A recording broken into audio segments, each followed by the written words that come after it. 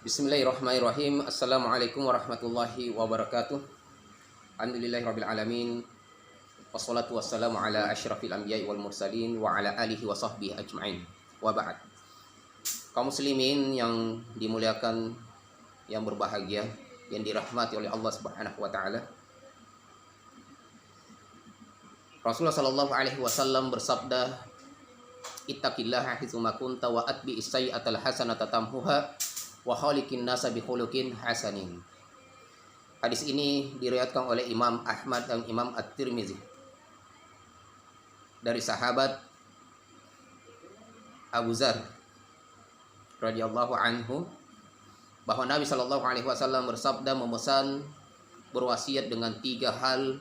Mudah-mudahan kita mengerjakan wasiat Nabi sallallahu alaihi wasallam tersebut, pesan Nabi sallallahu alaihi wasallam, dan kita istiqamah di atasnya. Yang paling pertama adalah wasiat ketakwaan kepada Allah Subhanahu wa taala, haitsu qala ittaqillaha haitsu ma kunta, bertakwalah Anda dimanapun berada. Ittaqillaha, bertakwalah kepada Allah kapanpun Anda berada. Bertakwalah kepada Allah dalam kondisi apapun. Dan Allah Subhanahu wa taala menyebutkan di dalam Al-Qur'an dengan pesan untuk senantiasa kita berbekal takwa di atas muka bumi ini. Yang tentunya bekal ini adalah untuk perjalanan kita menuju ke akhirat. Karena yakinlah ikhwan sekalian, bahwa perjalanan kita di dunia ini itu adalah bagaikan kita melewati sebuah jembatan yang tidak akan selama-lamanya kita ada di dunia. Dan tujuan akhir kita adalah kita ingin berjalan menuju ke akhirat. Maka dunia ini ibarat adalah sebuah jembatan. Atau ibarat kita adalah bernaung di bawah pohon yang pasti kita akan meninggalkan pohon itu. Maka dunia adalah suatu kepastian, kita akan meninggalkannya. Siapa yang pernah hidup di dunia, maka dia akan meninggalkan dunia itu.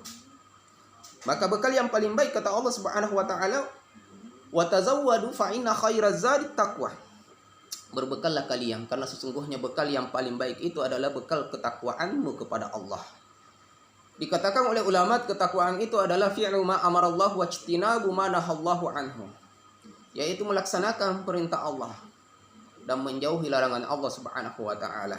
Mudah-mudahan kita mampu dengan maksimal melaksanakan apa yang menjadi perintah Allah, menjauhkan diri kita dari larangan Allah Subhanahu wa taala, sehingga kita tercatat sebagai orang yang muttaqin, bertakwa kepada Allah Subhanahu wa taala. Sifat-sifatnya orang yang bertakwa ini disebutkan oleh Allah Subhanahu wa taala di awal surat Al-Baqarah ayat 2. Tatkala Allah Subhanahu wa taala mengatakan pada ayat yang pertama, Alif Lam Mim, Dalikal kitabu la raiba fihi, hudan lil muttaqin. Al-Quran ini adalah petunjuknya bagi orang yang bertakwa. Petunjuknya bagi orang yang bertakwa. Al-Quran adalah petunjuknya bagi yang ingin bertakwa kepada Allah Subhanahu wa ta'ala. Sifatnya yang bertakwa itu disebutkan pada ayat berikutnya, alladzina yu'minuna bil ghaibi wa yuqimunas sholata wa mimma razaqnahum yunfiqun walladzina yu'minuna bima unzila ilaika wa ma unzila min qablika wa bil akhirati hum yuqinun. Beriman kepada yang gaib, beriman kepada Allah, beriman kepada malaikat, beriman kepada adanya syurga dan neraka, beriman kepada adanya hari kiamat, beriman kepada adanya alam barzakh, keimanannya kepada sesuatu yang ia belum nampak di depan matanya, tapi keyakinan itu adalah merupakan ketakwaan kita kepada Allah Subhanahu wa taala. Kemudian alladzina yu'minuna bil ghaibi wa yuqimunas shalah, mendirikan salat. Ulama kita mengatakan alladzina yuhafizuna ala salawatihim, yang menjaga salatnya yang difardukan oleh Allah Subhanahu wa taala. Kemudian mengeluarkan zakat atau bersedekah. Alladzina yunfikuna amwalahum, yaitu yang senantiasa menginfakkan hartanya di jalan Allah Subhanahu wa taala. Beriman kepada Al-Qur'an, bahkan dia beriman kepada kitab-kitab yang pernah Allah turunkan yang disebut dengan Al-Kutubus Samawiyah. Lalu ia juga beriman kepada yaumil akhir, adanya hari kiamat. Lalu Allah Subhanahu wa taala menyebutkan ini adalah sifatnya orang yang bertakwa, ulaika ala hudam min rabbihim, yang senantiasa akan mendapatkan petunjuk dari Allah di dunia, fid dunia, wa ulaika humul muflihun, merekalah yang akan mendapatkan keberuntungan di akhirat. Manusia itu dicintai oleh Allah Subhanahu wa taala. Dicintai di dunia dan dicintai di akhirat. Tanda cintanya Allah kepada antum, kepada kita semuanya, kalau kita mampu istiqomah di atas ketaatan. Tatkala kita taat kepada Allah, melaksanakan perintahnya, berarti kita senantiasa di atas petunjuknya. Dan orang yang dicintai oleh Allah Subhanahu wa taala akan senantiasa diberikan petunjuk oleh Allah sehingga ia istiqomah di atas petunjuk tersebut, istiqomah beribadah kepada Allah dan menjauhi larangan Allah Subhanahu wa taala. Wa ulaika humul muflihun, pada hari kiamat mereka akan menjadi orang yang beruntung. Keberuntungannya adalah Allah masukkan ia ke dalam surga.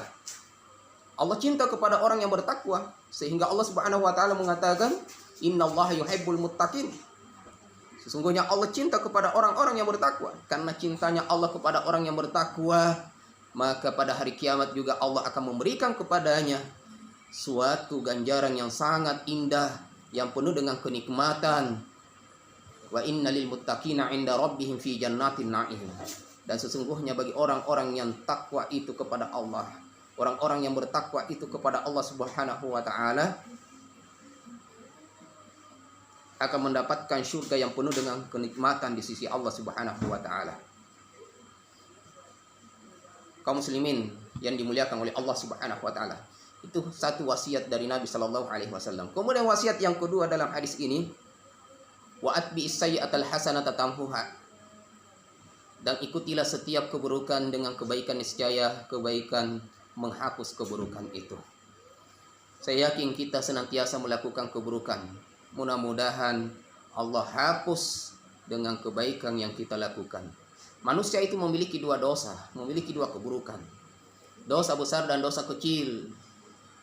Ikhwan, kaum muslimin. Namun semuanya itu bisa dihapus oleh Allah. Allah akan ampuni. Dosa besar tentunya Allah akan mengampuni dengan kita bertobat kepada Allah Subhanahu wa taala, meninggalkan perbuatan yang keji tersebut, berusaha untuk senantiasa taat kepada Allah Subhanahu wa taala. An-nadam, yaitu kita betul-betul meninggalkan dan tidak mendatanginya kembali. Innallaha yaqbalu taubatal abdi malam yughargir. Sesungguhnya Allah Subhanahu wa taala akan senantiasa menerima taubat seorang hamba selama dia belum sekarat. Kemudian dosa yang kedua adalah dosa kecil. Keburukan yang kedua yang dilakukan oleh kebanyakan manusia itu adalah dosa kecil yang mungkin setiap hari kita melakukannya, jatuh ke atas dosa kecil tersebut. Dan itu juga bisa dihapus dengan amal soleh yang antum, yang kita semua lakukan tiap hari insyaallah. Salat kita juga bisa menghapus dosa kecil. Perjalanan kita dari rumah ke masjid untuk menunaikan ibadah sholat berjamaah itu juga bisa menghapus dosa kecil setiap langkah kita. Wudhu kita juga bisa menghapus dosa kecil yang dilakukan oleh sebagian daripada anggota tubuh kita. Ibadah puasa sunnah kita insya Allah bisa menghapus dosa kecil kita. Kemudian yang ketiga, wasiat Nabi SAW yang terakhir, wa khaliqin nasa bi khuluqin hasanin, dan perlakukanlah manusia dengan akhlak yang baik. Maka Rasulullah SAW mengatakan, inna ahabbakum ilayya wa aqrabakum minni bajlisan yaumal qiyamah ahsanukum akhlaq.